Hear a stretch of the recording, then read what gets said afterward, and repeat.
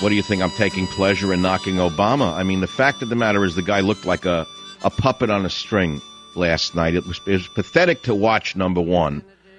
And you saw at the end of the day that with all of the talk about him being a Marxist and a left, it's all rubbish.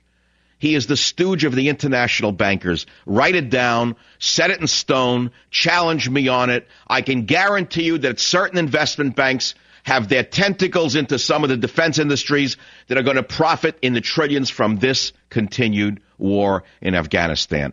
You can guarantee yourself one thing, that when I played Eisenhower's famous Beware the Military-Industrial Complex speech, not only yesterday but years ago, I played it over and over again because I found it and kept playing it. Nothing has changed.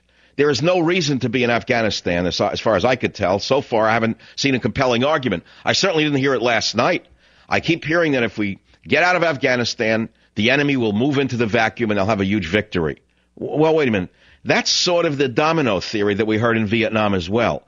Put that down to something I've heard before as well, that unless we defeat the North Vietnamese, we're going to see a domino effect of communism in Asia. Well, there has been a domino effect of communism in Asia.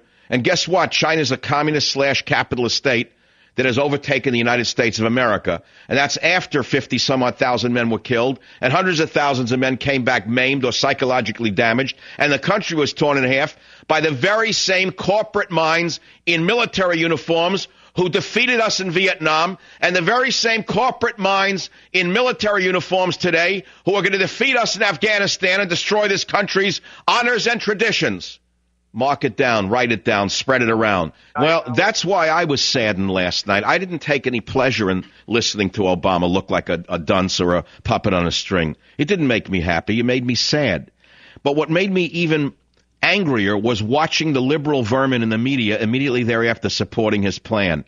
The very same left-wing rats who were anti-war all through Bush's regime are now suddenly gung-ho militarists because their master, their ruler, their hero, their emperor, Obama, said war is necessary. And then all of a sudden the empty suits and the empty skirts started to say, well, I guess it's necessary. I wanted to scream at the television. I couldn't believe the grotesqueness of it.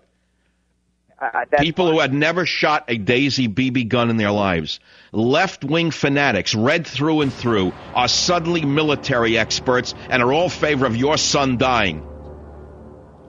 Savage.